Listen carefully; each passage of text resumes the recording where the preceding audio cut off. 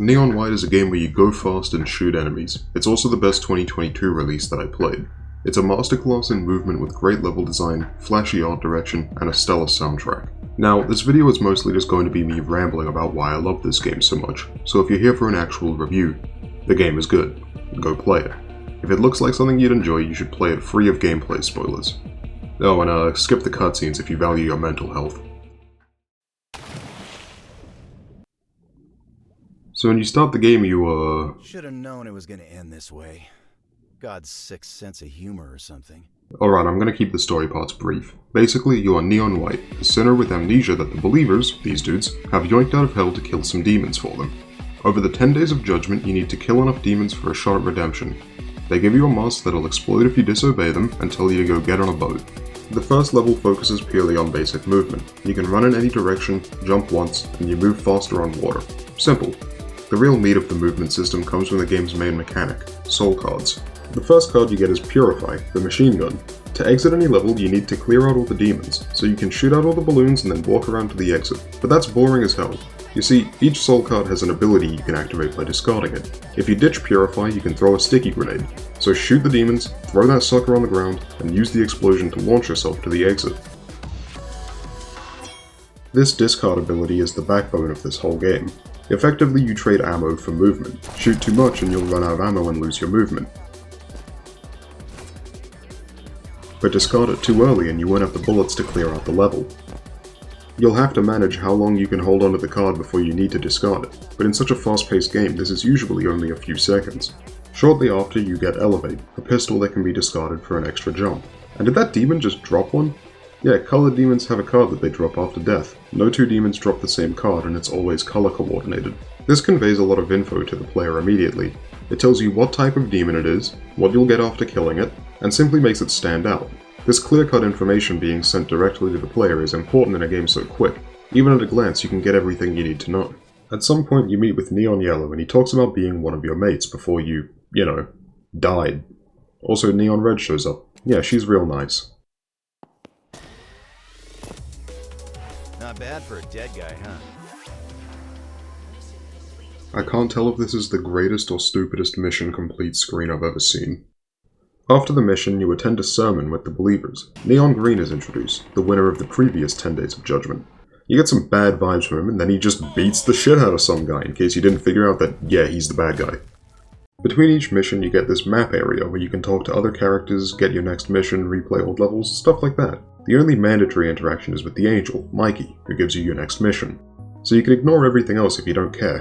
Which, is exactly what I did. Look, I barely managed to sit through the main story for this review. I'm sure as hell not doing the extra dialogue. Mission 2 introduces a new card, these tanky blue demons, and Neon Violet. Violet is a little girl, but she's all psycho and kills people and loves gore and such. Never seen that one before. Godspeed is a high damage rifle that doubles as an air dash and gets dropped by those blue guys with the flamethrower. Godspeed's air dash instantly kills any demons you charge through with it, and the level design immediately does what we all want. It puts lines of blue demons down so you can chain your dashes through them. Dashing into a demon and taking its card is one of the most satisfying parts of the movement, and it gets utilized for the whole game. I gotta talk about this segment though. In the level Thrasher, the first Godspeed you pick up only has 1 ammo instead of the usual 4. This isn't a problem, you can just dash into this guy and move on as usual. But what's weird is that this is the only time in the whole game where a soul card doesn't have max ammo. I'm pretty sure this was done to teach the player about chaining dashes into enemies, or maybe about getting stuck if you don't have any movement, but the last level did that just fine. Whoa, what was that? Yeah, your katana can deflect projectiles. The game never teaches you this, but you can do it. It's never necessary or anything, but it sure is cool. I should probably talk about the katana, since it's very easy to overlook. It starts with 30 swings and low damage, has no discard effect, and when it runs out of ammo you swap to your fists. These do less damage, can't reflect, and when you run out of ammo you just straight up die. You will never see this in normal gameplay. Only 40% of players have even done this, and I guarantee it's from thinking, I wonder what happens when I run out of katana ammo. Now, while the deflect is cool and somewhat effective, it's also pretty intuitive. The game doesn't tell you about it, but most people probably just tried whacking a projectile anyway, and finding it out that way is pretty neat. I can't say the same for bullet boosting though. When you shoot an enemy bullet, it deletes it and gives you a small speed boost. This boost is barely noticeable, but it does help with getting a good time, and the game just never tells you. I didn't find out about this until I saw the IGN Devs React speedrun and they mentioned it. Just did, where he was like Oh, shooting yeah. the shocker bullets as they were moving away from him, just for that speed boost. I understand though, it's pretty niche and not very noticeable, so giving a full pop-up for it would be a bit weird. But having it anywhere in the game would be nice, like a loading screen tip or something. Fast Lane introduces glass. It's a floor that breaks shortly after you stand on it. This just incentivizes the player to go faster, which is cool, but it's not really a threat.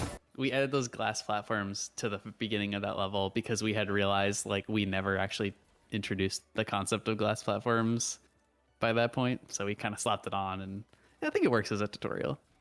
I'm not really sure if that was necessary. The next level uses them immediately, and I think it's pretty easy to understand by the sound and visual of it cracking when you stand on it. Even if the player doesn't figure it out immediately, they'll probably only take 1 or 2 deaths to it before realizing. This isn't even a real criticism, it didn't feel out of place or anything until I heard it was added last minute.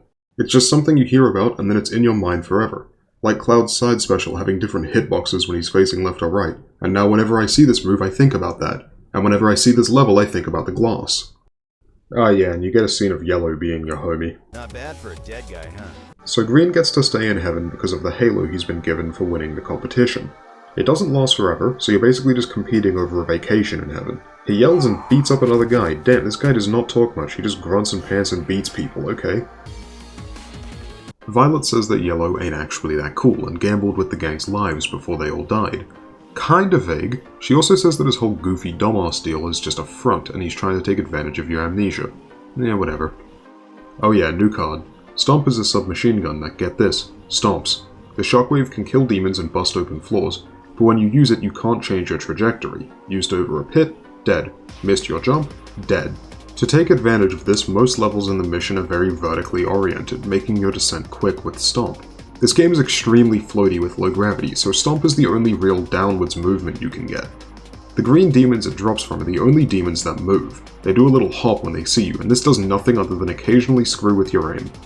Thanks. These are Guardians, the first enemy that pose a real threat to the player. They lock onto you when you're in line of sight and stay locked on until you get out of range or hide. Your options are either to run for cover or kill them first, but they're somewhat tanky, so you gotta make your decision quick. Their laser charges at about 4 seconds. Wrong choice? Instant undodgeable death. No way around it.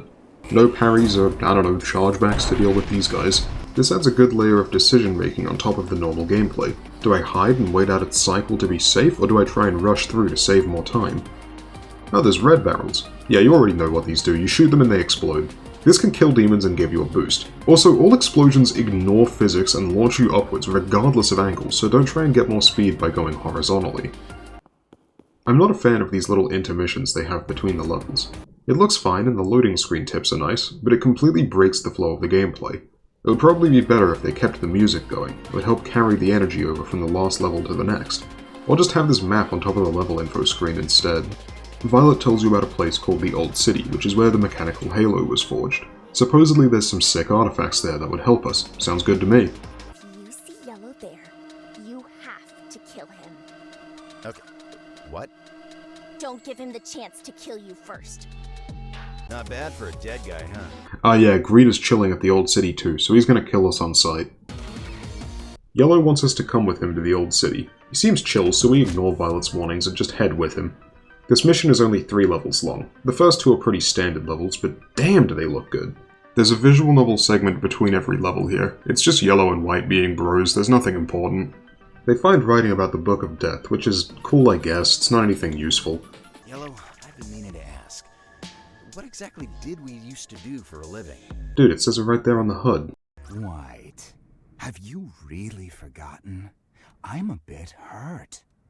Wait, he can talk? I ought to punish Oh, he can talk a you. lot. This might actually be the most well-articulated character in the game, and oh shit, Yellow's dead. Level 3 is a boss fight with Green. Now, it's very hard to make a first-person shooter boss fight good. It's also very hard to have a cycle-based boss fight be good in a game that wants you to be going fast. But this game pulls it off. Green shoots bursts of projectiles and has a shield, nothing crazy. You have to break these crystals before you can stagger him and get some damage in, then he repositions. His path and crystal placements are premeditated, so you can practice breaking the crystals and chasing him as fast as possible.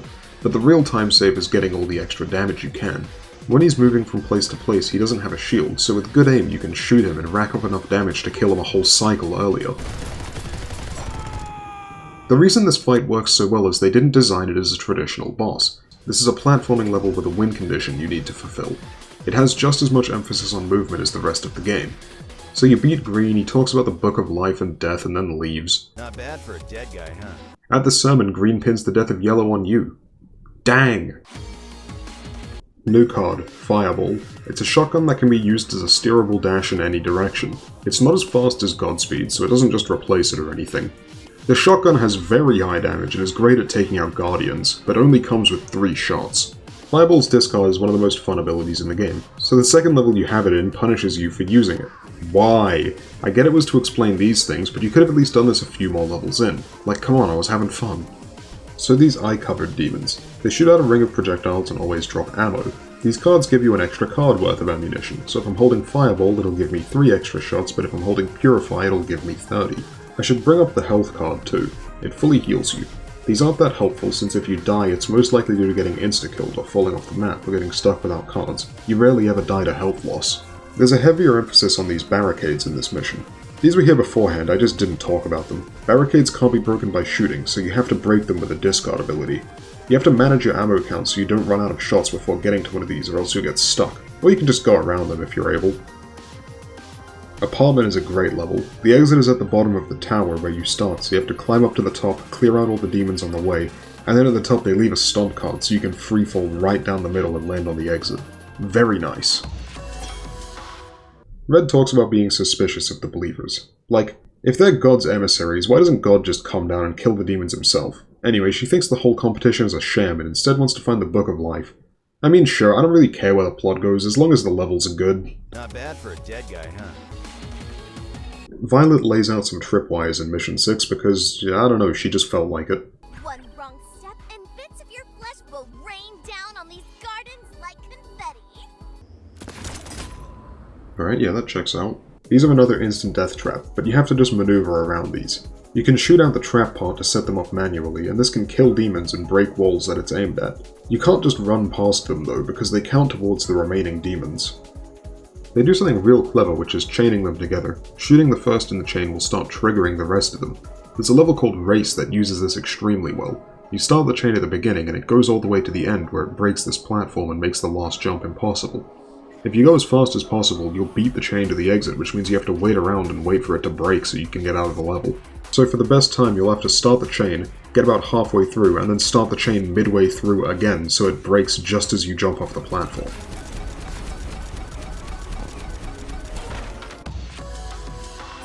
The later half of the mission also has these little guys. They explode and bounce you horizontally in a direction based on which leaf you land on. They usually make the way to progress green, but sometimes you'll ignore that and go the wrong way because there might be a shortcut. Shortcuts are a big part of this game. Almost every level has one. This not only helps with going fast, but it also encourages taking a moment to analyze the level design and look for ways to skip areas. After you've beaten the level, you can turn on hints and the game will just show you where the shortcut is. This makes getting the ace medals pretty easy. I think they're all possible without shortcuts, but with them it's a complete cakewalk. Now I would say this is bad since it makes getting the best medal somewhat redundant, but there's actually an even better medal. I remember my first time playing Mission 2, I saw this pillar and thought, I bet you can get on top of that. So I tried over and over and over, and look at that, you can actually do it. It's because I'm the best. This was my first red medal, which are a hidden medal a tier above aces. These medals are awarded for beating the developer's time on the levels.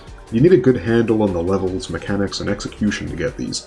They're not necessary for anything, no unlocks or achievements hidden behind this, but you do get bragging rights, and hunting them down is a fun challenge. I kept replaying the levels just trying to shave off a few milliseconds to get these. This game is about going fast, but not in the traditional sense. You don't build up as much speed as you can in other games, but you always feel like you could save time. After every level, I was always thinking, I could do better. Being able to see your friends' times on the leaderboard is also a good incentive because you'll want to try and beat their times. I assume. None of my friends played this game. I'm a fan of how White has unique dialogue for how well you did in the level. They should try making some hard ones. It's very Sonic Adventure 2. Huh. No problem. Even has dialogue for if you get an ace medal on your first try. Not my first try, too. I can't explain what it is, but this game is really good at making you want to speedrun it. I did all this recording off of a fresh save file that I was going to delete after the video was done, and even though it was basically worthless, I'd still replay levels if I didn't get the ace medal. Violet warns you that Red is just trying to manipulate you, and yeah, whatever, it's the same thing as what she said about Yellow. Yeah, Green was also your boss in life. Not bad for a dead guy, huh? At the sermon, Green tells you to meet him in the Hanging Gardens. For some reason, when it changes shots to white, it has this really long fade transition. I'm not sure why it takes that long, but it kind of breaks the flow of the conversation. In the Hanging Gardens, Green says that he's your creator. It's kind of vague, but then he just leaves. Back to gameplay. Mission 7 introduces bubbles. These act as shields that can't be shot into, but demons can shoot out of. Walking in and leaving the bubbles will pop them, which is necessary since they count towards the number of demons. These are just to make sure that you get up close and personal with the demons, and they get used to put you in awkward situations where you have to run towards guardians while they're locked onto you. Red shows up to help during your confrontation with Green and loses. Go to Heaven's Edge. Hell yeah, that's the best stage in Exode. You know, I thought naming the level Mimic would kind of give away that yeah, there's mimics in this game, but the designs do it for you anyway. These aren't traditional mimics, they're not trying to deceive you. The first level they show up in introduces all of their mechanics. They activate when shot, releasing a ring of bullets out. These insta-kill you. These bullets can also break barricades and kill enemies, so shooting a mimic near a group of enemies will clear them out for you. This makes the mimic a huge threat if you mess up and get hit, but also a huge benefit if you can use it to clear groups of enemies. Originally in development, they were going to steal your soul cards when you kill them, so if you shot it with Godspeed, it would take it off of you. This was originally going to be used to create puzzles where you had to determine when it was best to shoot the mimic, which I think is kinda cool, but I prefer this new design. It has more versatility since it can work as a punishment and reward instead of just punishment. They can also be used to set each other off like the tripwires, and they can also make deadlier chains by combining the two. Alright, there's a big exposition dump, but basically, White, Red, Yellow, and Violet were all assassins, with Green as their boss, but he also trained them so they all respected him. Green insisted on one last mission to get revenge on his partner, Blue. It was extremely risky, but White trusted Green, and the others trusted White, so they went through with it, and it cost them their lives. Not bad for a dead guy, huh? You meet with Red and say, hey, I bet the Book of Life is in Heaven's Edge, and she tells you that's obviously a trap, but goes with it anyway on the agreement that you won't fight Green. Mission 8 is the first look at Dominion, and oh man I love this thing. Dominion is a rocket launcher and a grappling hook. This gives you the highest mobility out of all of the cards as the primary fire can be used to rocket jump. This lets you bounce off walls and even climb straight up them since explosions always launch you upwards. You can cancel the grappling hook early by jumping to keep some of your momentum too. This is the part in the game where levels start getting longer. Ace medals take upwards of 50 seconds sometimes, which is still pretty short, but again you'll be replaying these levels a lot for better times. There's not much to talk about with these levels. They're very good, this might be my favourite mission, but it doesn't introduce much more than Dominion, so I'll take this time to talk about the art direction. If you slow down and look at the levels, this game looks really nice. The environments are first and foremost functional, they want you to know where to go and how to get there fast, but they don't lack detail. There's plenty of unimportant parts of the levels like benches off to the side of the gardens or rooms you can't access in Heaven's Edge. There's lots of objects in the level that are just there to add to the world, but never get intrusive to the gameplay. I never got lost and never got stuck on some map geometry except for these stairs. All these additions just add a bit of extra flavour to the world and it's really nice. The character designs are good, especially Mikey, I love this little guy. The HUD is great too, it's very stylized but not intrusive. I like how White sways left and right when you're turning, and I especially like the soul cards being a HUD element instead of a model. It takes up less screen real estate and lets me see what I'm doing better. Red finds a glowing piece of paper and decides it's worth investigating. Wow. The moon looks so huge here. Like I could just reach out and...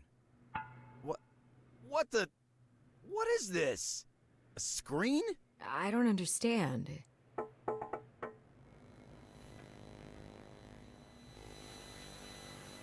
Is this whole sky fake? You got that right, sister. Oh boy, more exposition. Basically, before the believers showed up, God would spend the 10 days of judgment writing the names of the dead into the Book of Life or Death.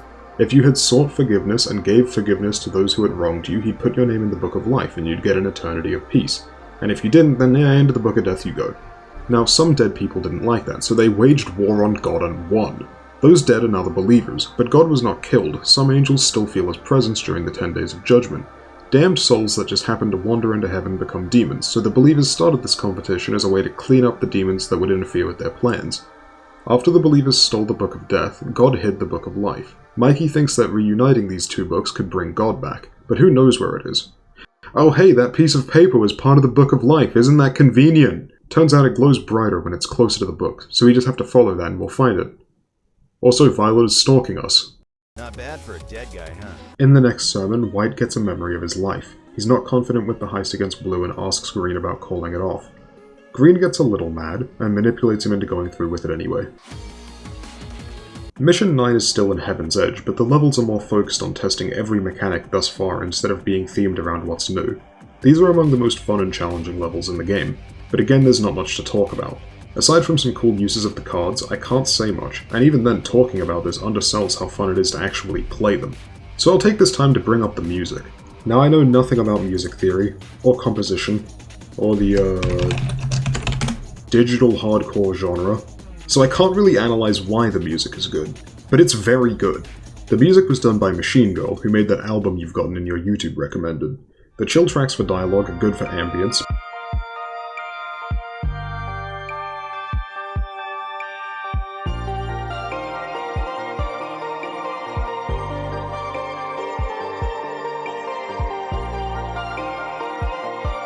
But the really good tracks are in the gameplay.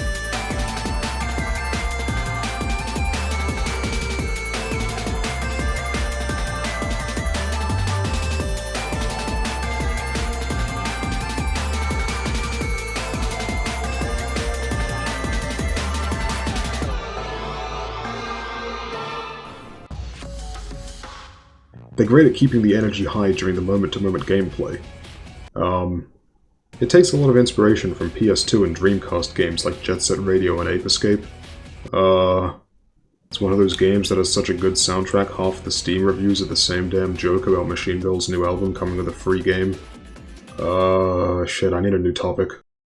Okay, I'll address the elephant in the room. I've neglected it up to this point for a reason. A constant complaint in the reviews of this game is the dialogue. You are my Sasuke, man. The darkness to my light. And it's deserved. I like to pretend that I can be eloquent, so I set a goal which was to not use the word cringe in this review, but the fact that I'm telling you this means you know I failed, because there really isn't a more succinct word to describe it. I'll get this out of the way first. This is definitely intentional. The game is cringe on purpose. The dialogue isn't written this way because the devs think it's cool. These characters are dorks. They're cringe people. Everyone else is fine, or at least tolerable. Now, some people can embrace this and say that it's so bad that it wraps around to being enjoyable, which I can understand. This game is unashamedly stupid and over the top, so I can totally see why people would like it for that, which is great. But unfortunately, I'm not one of those people. The insufferable dialogue made the visual novel segments a slog to get through, and I'd recommend just fast-forwarding through them.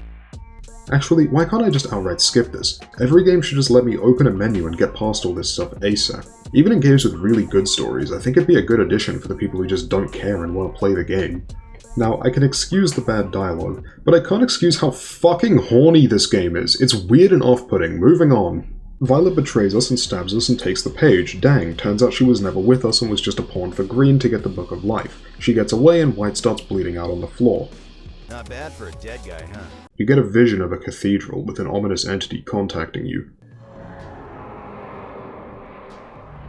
He tells you that the Book of Life is within the temple, the entity in question being God. Mikey explains that the vision you had was of the Third Temple, which is where God was chilling before the Believers took over.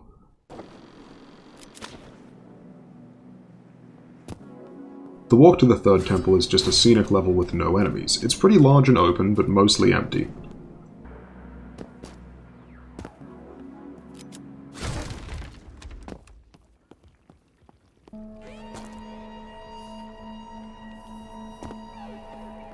I'm pretty sure this is the only time in the game that the music track is swapped out mid-level, which only adds to the otherworldliness of seeing the massacred parts of God's corpse.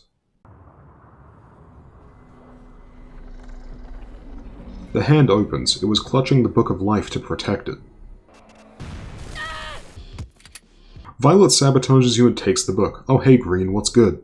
Even God himself denied you.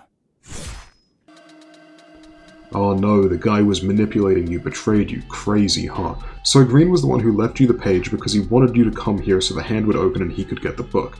Now that he has the Book of Life and the Book of Death, his plan is to erase existence or something because he thinks it was cruel that God created a world with so much suffering. Boss fight time. This rematch with Green is incredible, one of the highlights of the game. You fight him through the third temple backwards, but now recontextualized as an arena. With all the cards in the game introduced by now, you can just go absolutely bonkers with the movement. Touching the ground feels like a suggestion now. Green himself has a few new tricks too. He's got a laser similar to the Guardians, but it doesn't insta-kill you.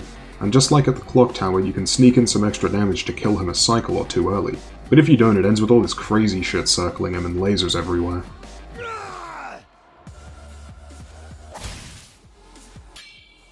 White accidentally breaks the halo, thus freeing Green of the Believer's will. I think I forgot to mention it, but the halo was keeping him under the Believer's control. Bastard! Green! You ungrateful bastard! I won't lose. Pitiful fool. You've already lost. I have made my choice. Yeah. But you know what I realized? We both chose wrong.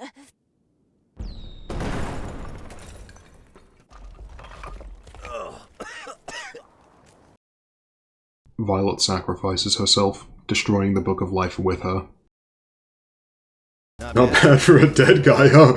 Okay, I have to talk about this. After every mission it plays this cutscene of White doing a flip and saying the same one-liner regardless of the previous context.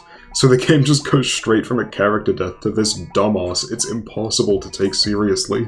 Anyway, so Green is off massacring the Believers because they can't detonate his mask without the Book of Death, and the rest of the Neons stop caring because why should they answer to these assholes anymore?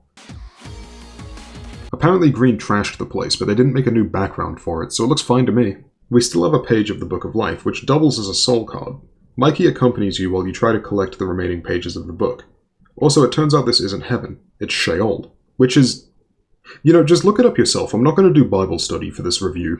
And apparently the masks the Neons have are made out of dead angels, and the detonation is Holy Flame, which disintegrates your body. Mission 11 is unique in that you can finish a level without clearing all of the enemies.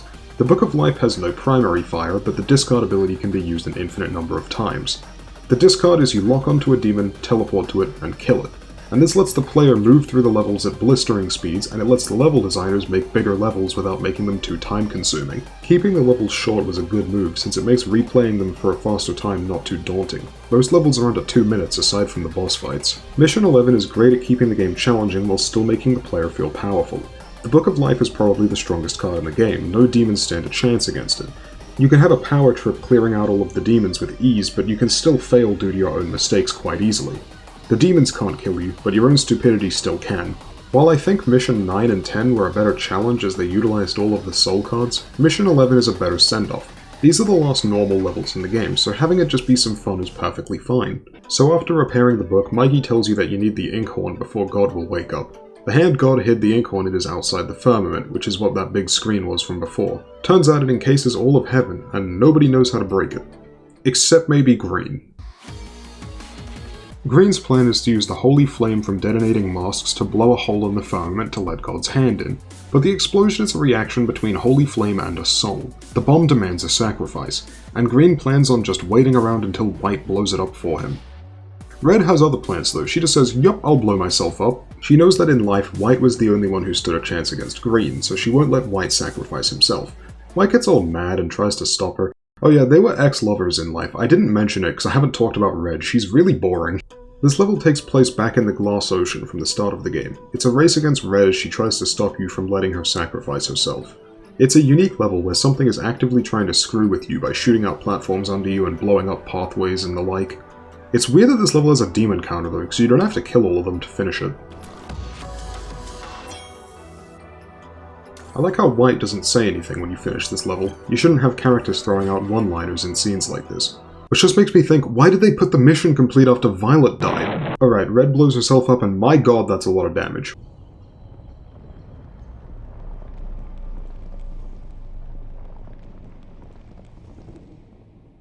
God's hand rises from the ocean, releasing the Inkhorn. The final battle has you chasing Green to the Inkhorn. This fight has two different segments. There's ones around God's hand where you smash his trail of crystals, and these segments where it takes the Book of Life from you and you have to do normal platforming for a bit. I don't believe you can beat him on earlier cycles because they wanted it to end right in God's palm. Oh yeah, and there's also these little things. I think they're enemies? I honestly don't know, I just go past them too fast to notice. Right, so they charge at you and explode. I didn't know that before making the video. I thought they were just another thing to teleport to like the crystals. These are the only enemies in the game that can move like horizontally, which would be extremely annoying in a normal level. So I don't mind them showing up only here. Ah, well I wanted to be all dramatic for the finale and finish him with the sword, but he has too much health. Yeah, whatever.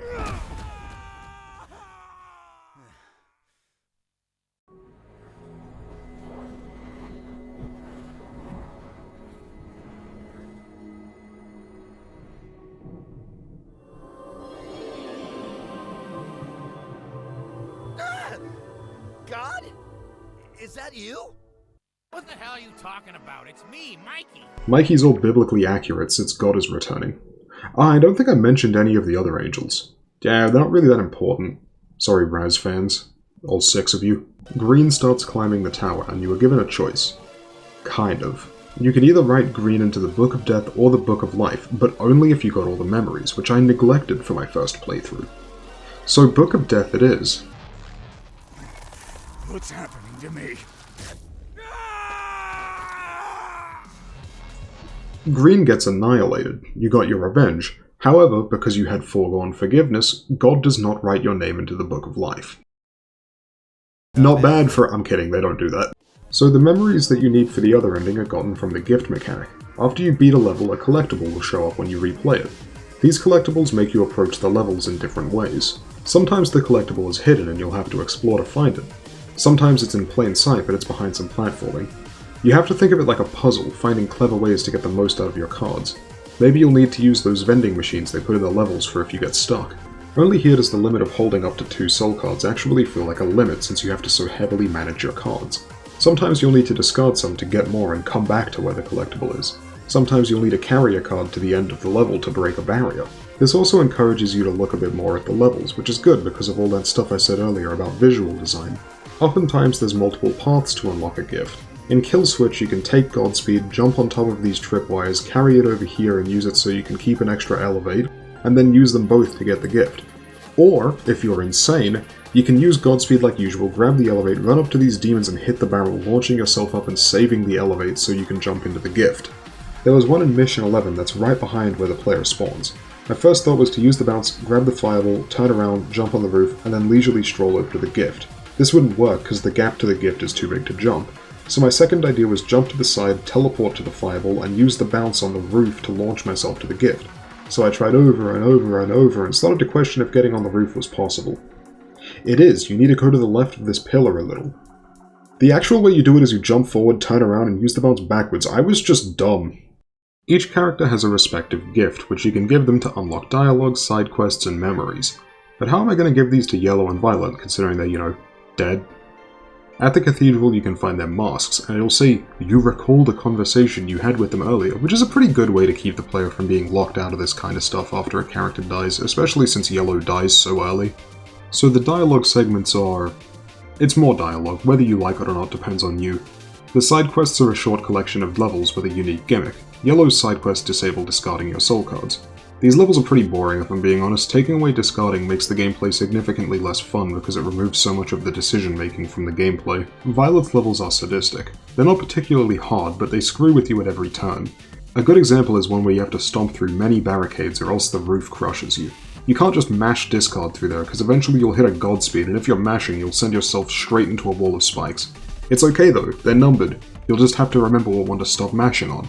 25, 24, 23, 22, 21, alright again. 15, 14, 13, 13, wait, what?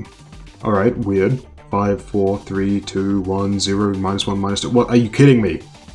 And if you mash at the end, you get stuck on Idiot Island. Stupid.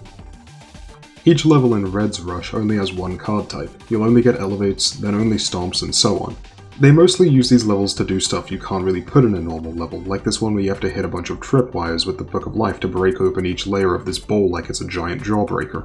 You get two memories with each character, one showing their last moments in the heist and the other showing a scene from before the heist. Now, I've made my opinion on the dialogue clear, and while the actual story is alright, it didn't blow me away or anything. It's not like one of those games I bought for the gameplay and accidentally found an amazing narrative with it. With all this in mind, I wasn't expecting much from these, but they're actually pretty great. It's hard watching White talk to the group about their plans after the heist when he knows they're most likely going to die. It's like all the characters suddenly become tolerable. There is one unique collectible though. In 4 levels you find a gate that takes you to a secret level. In these you have to chase a ghostly image of Green, but they all end in a pool with a gold coin. You can throw these coins into the ocean to get memories with Green. Here you get to see who he was in life. It's implied that Green told Blue about the heist just to make killing him more satisfying, he was abusive to his team, he was so consumed by revenge that he got his whole crew killed, and he didn't feel remorse. Why is it that seeing this gives me the option to forgive him and put him in the Book of Life? This guy just seems terrible all round. I thought these memories would give his actions context and make me see his character in a new light, but he's the exact same. The only reason I'd forgive him is just to score some good boy points with God so he puts my name in the Book of Life. Maybe this game is about forgiving even the worst people, but I think they could have done it in a much better way. If I knew what drove Green to such selfish lengths other than just Blue took everything from me, maybe I would understand his decision better. It would be better if I could see scenes of him before he was so corrupted by revenge, because in these flashbacks he just seems like a total dick. Alright, well, here goes. Damn you, White. Give me that pen! What's going on? What have you done? You told me God wouldn't grant you forgiveness, so I did it instead. You idiot! I never asked for this! You didn't have to. I'm done fighting. You are too, even if you won't admit it. It's high time we cut and run. You'd think after so long you'd have finally recognized that. What do you seek to gain from such a meaningless gesture, boy? It changes nothing. We're already dead. Yeah, but I don't need to immolate the past to make my peace with it. So this is how it ends for me then. In the light. You forgave Green, and God puts White's name in the Book of Life.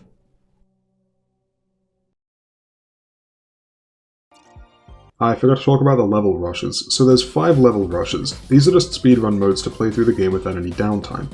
Yellows, violets, and reds are their side quests, while whites is the main game. Except for that second last level with red, that one's not included for some reason. You might be thinking, hey, what's Mikey doing there? He didn't have any side quests. Mikey's rush is just the normal game, except every card is Dominion. It's like they knew this was the coolest card in the game and just added this as a nice little bonus you unlock for getting all of the ace medals. There's a second difficulty you can unlock after getting the life ending, Hell Rushes. These have a few key differences. I'll get the big one out of the way. 1 life. If you die, back to the start. Also, your hearts actually matter here. Health doesn't come back in between levels, so you'll need to find health cards. It's not all bad though. You get the Miracle Katana, which can be discarded to give you one of any card in the game. You can use it only 3 times in the whole run. It's a good way to save yourself if you mess up. I'm sure this opens up some cool skips for speedruns too, but I'm not going to speedrun this mode since it makes me play safe rather than fast. I'd rather just run the Heaven Rush where your only penalty for failing is time. My thoughts on this game have kind of been all over the place, but so is the game. It combines so many different genres and elements that it's hard to nail down exactly what it is. But it meshes them together so well that you don't really question anything when you're actually playing it. It's not a game that left a huge impact on me, but it's one that I can't seem to get out of my head. It constantly calls me back, and it's always fun just to boot up for half an hour and try to beat my best times. It's a rare case of a game where I can only criticize things that aren't the gameplay. I can't say it ever falls to a low point, I can't say it peaks earlier in the game, it remains fun throughout, keeps introducing new things to the player, and then ends before becoming too drawn out. If you've watched this and haven't played the game, go pick it up. It's like 35 Australian, which is probably like, what, $4 US? Even if I've explained the whole plot, the gameplay is 90% of the reason people like this game anyway. Go play it, and skip the dialogue.